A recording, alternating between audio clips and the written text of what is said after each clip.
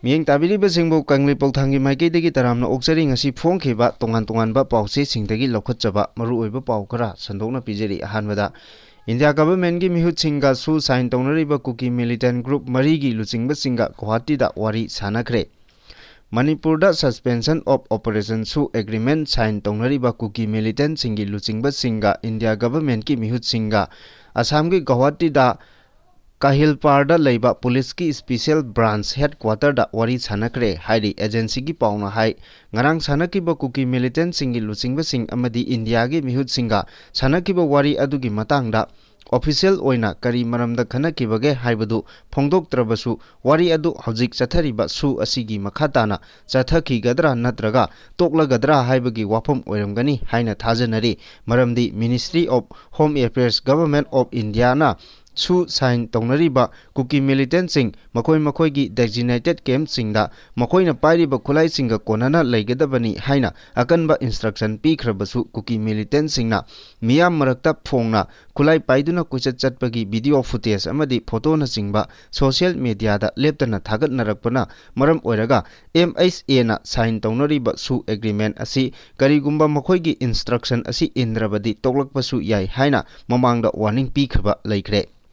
Ngarang mifam asida Union Home Secretary Govind Mohan amadi Intelligence Bureau gi Director Tarpan Kumar Deka anina numit nini gi mamangda Manipur da laktuna state asigi law and order gi phibam sing review tawkibaga loinana Churachandpur amasung Kangpokpi da chatuna community singi leader sing unaraba matungda pangthokibani amaromda haukiba ningthokaba numita Home Secretary Govind Mohan na Manipur gi Governor Ajay Kumar Bhala yauna Raj Bhavan Imphal da high level meeting pangthoktu Hauzik chathariba hauriba Indo-Myanmar border fencing gi kilometer Chahum Mariputra Nepal sangba mafam sambal khabagi thabak paikhatnaba amadi state asigi law amasung order gi phibam phagatnabagi matangda khanaki meeting aduda civil administration gi makok thongba official sing army paramilitary forces amadi atai security agency sing makok thongba official sing su saruk yakhi panba yabadi mamang thada kuki jo MLA sing amadi kuki jo community gi luchingba singa loinana Guwahati da pangthokiba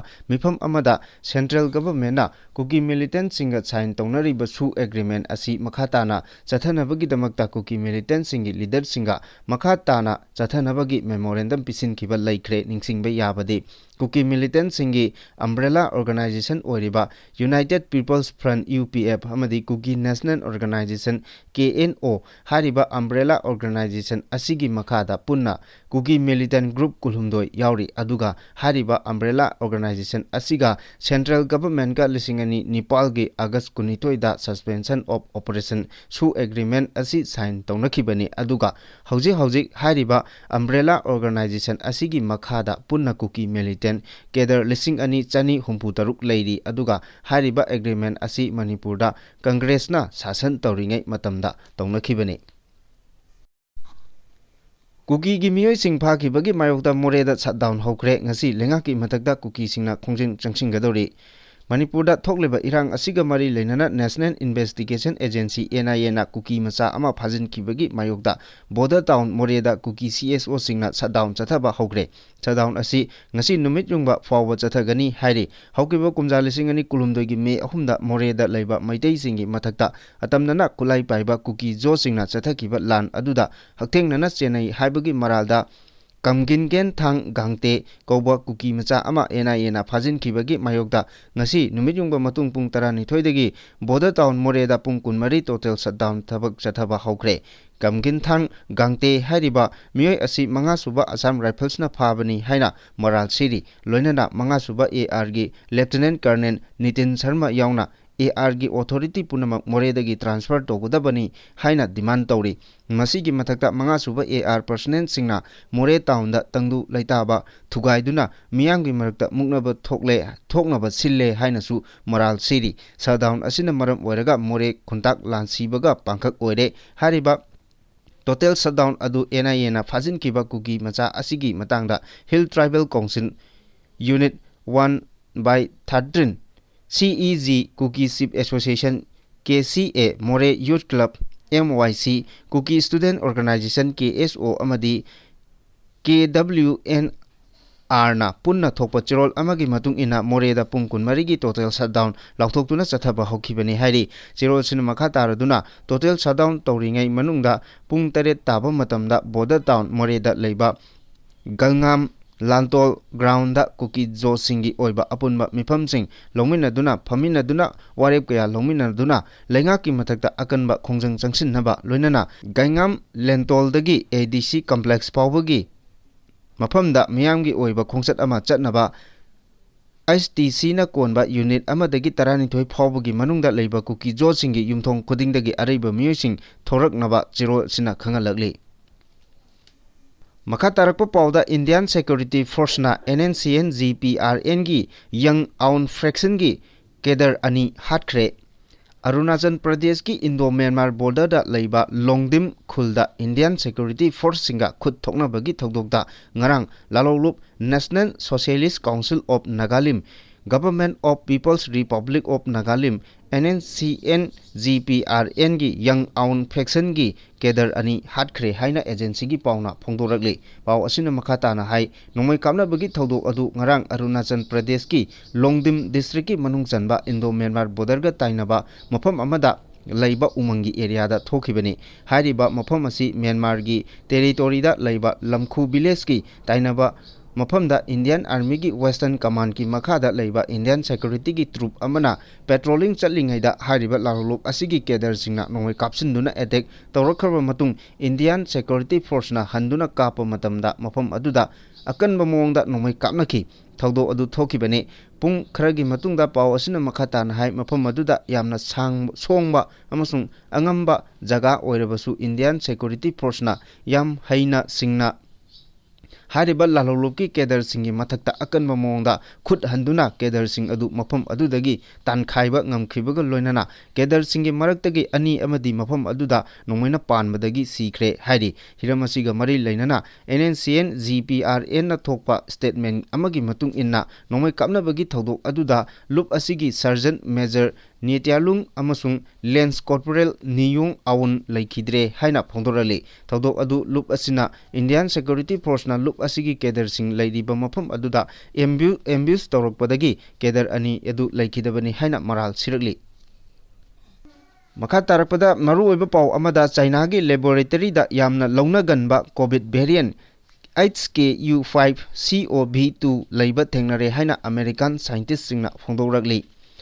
Awang nongpok Asia gi leibak sing maru oina Singapore, Thailand, Hong Kong amasung India da COVID-19 chandorakliba chairak asida China da yamna launa ganba COVID variant HKU5CoV2 chandokba thengnare haina American scientist singna phongdorakli scientist sing asigi report ki matung inna anoba COVID variant makhal asi launa ganbata natana masina amuka hena malemgi lebak singda COVID ki pandemic thokpa yabagi oithokpa chawna leire phongdorakli Amaromda Daily Mail gi matung inna nongna chandorakliba COVID variant asida yauriba pathogen yauba virus asi MERS ka yamna mari leinaba sathiba virus amani masina nakraba miyosing saruk mari thokpagi ahumda sihanbagi chang wangna leire nisingani kunda COVID pandemic thoklingai manungda scientist singna tawkiba research ki matung inna HKU5 COVID variant asi China gi laboratory da leiba Sekpi singda yauba thengnaki hairi masi Washington gi State University na study tawba matamda yamna unique oiba pathogen chenba virus na mioibagi cell da yamna thuna attack tawhonba ngami hairi hairiba university asigi professor Michael Leke na haikibagi matung ina COVID tagi anoba variant asi mioibagi mathakta thuna sandokpa ngami aduga human cell singda leiriba immune sing hatoktuna variant asina naraba Miyoi singda makha masaj khangchon chonthan matan natana organ sing fail oirakpagi chang yamna wangi hairi makha tana study tawba matamda hariba anoba COVID variant asi miyoi bagi khanau chin natonda leigali masina maram oiraga hariba variant asina naba miyoi ga naknana leiriba miyoi singda yamna thuna corona virus sandokpa ngami hairekli akang ahi singna phongdokpagi report matung ina covid burial HKU5COV na 2 naraba mioi singna mamangda covid-19 na nakiba symptom singa hairap manana laihau hoba lok khuba sor honba nungaitaba khanau kangba haksang la sikpa saba toba hariba longs laiwong sing asi utkani adubo hojik phawbagi oina anoba covid burial HKU5COV2 na sandokpa corona virus atai malemgi lebak singda leitri adubu China gi laboratory dadi hariba burial makhal asi leire haibagi confirm tore Maka tarakpa pauda Diamond TV amasung wahong radio na arambai tingolda lupa lising yangkai gi mateng kuchin na kre pukning thagot kre nong lepta na chubuna maram oiraga ising ichang mayok na badagi awaba taraba singda khudaki oina arambai tingol na laukiba thodang kaya adubu ikai kumnaba amasung pukning thogotpa oina Diamond TV amasung wahong radio na arambai tingol gi lusing porel korongan ba khumanda sel oina lupa lising yangkai amadi chana thaknaba polam kaya yauna atai tingbang kaya kuchin na kre khongchat aduga Lainana Diamond TV amadi wahong radio gi managing director James Haikrujamna haikibada chenfam asi Diamond TV ga punna chatmi nariba maitei nongsagi team Ima Sorojini Dr. Maina Asemjiten amadi Diamond TV yengliba amasung wahong radio bu tabiriba miyamna Diamond Donor Team gi maikei degi punna tengbang jaba ngamjabani phongdoki oirakliba khudongtiba taraba matamda ichang thongna arambai tengolna lauriba thodang amasung singthabada loiba nairaroidaba ima lebakpu nungsijaba ingkhalakliba naha kayabusu nungsibagi inot ama piriba asigi damakta mateng asi pangmani Diamond wahong radio na khudaki oina ising thumjinduna leiriba Diamond Donor member singdasu lupa lising ani piduna tengbang kre amasung makhatana ichau asigi chaitheng phanglaba singda makhatana mateng piba ngamnaba leptana khonari ichauna maram oiraga awaba thengnaba singdasu Diamond TV amadi wahong radio gi saitegi leptana awabada saruk yakigani hairakli Lal manungda Churachandpurda Maitei Sing kannaba changkhibadagi ngasi phawba thiba khangdana leiriba mioi ahumgi maphamda ikai khumnaba utkhre Haukiba lising ani kulumdoi gi me ahumdagi hauna Manipurda thokliba lal asigi manungda Jun tarukta masagi yumdagi thokibadagi ngasi phawba thiba khangdana leirakhiba mioi ahum haibadi Gurumayum Borni Sharma Maisna Malemnganba Pukrambam Abinashbu ningsing thoram Bisnupur district ki manung chanba Ningthokong Bazar community hallda pangthokre thoram aduda saruk yakiba miyamna laikhidraba sing adugi photo da leisu katuna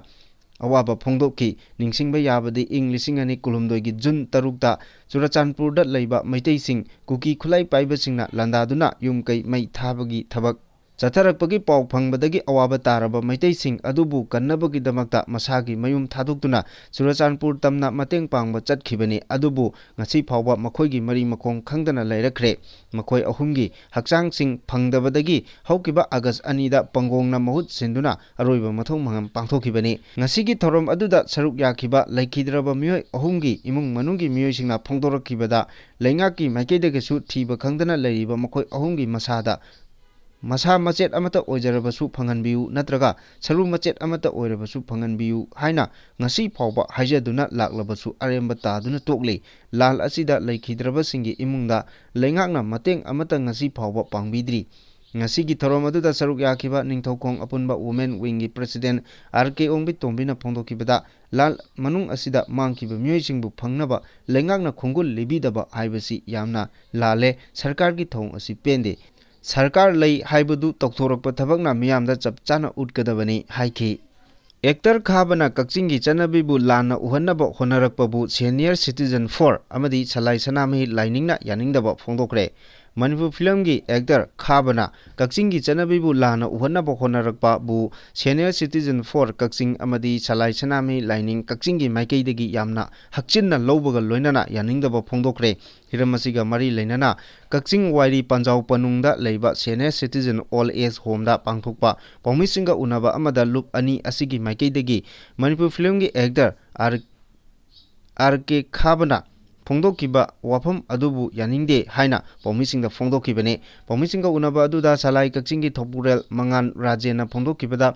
Film actor RK Khabana Kakching Moirangthem Leikaida Leibi Nupi Macha Ama Luhongbagi Thorom Mamang Tha May 38 gi Mangoinana Haijing Kharai Pubagi Thorom May 19 da Nupi Mayumda Laktuna Cake Kakpa Cake Inaba Amadi Sanagi Khuji Sibibana Singba Chathakiba Adu Kakchingi Chatnabini Haiduna Film actor Khabana Masagi Facebook page da Phongdokibadu Yamna Laibak Thiba Amani Amadi Mahakna Phongdokiba Wafam Adu Yumpham Yaudabani Mahakna Makatana Phongdokibada Asigumba chanabi asi Kakchingda laite Kakchingi chanabida luhongba nongma watlingaida numidang wairamda luyumba haibadi pibagi mamana baga loinana luyum bagi kairoi leikaigi yum amada ningol amadi mataroi singa awat apa tathok tasin tawbagi chanabi di lei adubu luhongdringai mamangda loyumbana loyumbigi yumda changnade amadi loyumbi mayumbu ki hangoina nolokna chanei asigumba ipa ipugi haktaktagi leiraklaba phajakraba chanabi asibu actor RK Khabagumba amana hekta sidokpasi yaroi Kakchingi chanabida lana lamjingnaba thabak thoromsing makatana chatharaklabadi madugi afafatagi tekchak masana pujagadabani hainasu phongdoragli Makatarakpa pauda Combined Security Force na khuchukulai kaya phagatle Manipur Police amasung 18 suba Assam Rifles ki apunba kangbu amana ngarang ayuk pung 3 minute 45 dagi Nepal minute 45 phawba Kangpokpi district ki Kojam village da thibu humbagi thabak chathabada khuchukulai kaya phagatpa ngamkhre hani ngarang chathakiba operation aduda phagatkiba khulaising adudi US na saba M16 ama ball action rifle ama pull match rifle ahum improvised mortar ahum mortar bomb manga Motorola da ama amadi BP jacket amani hairi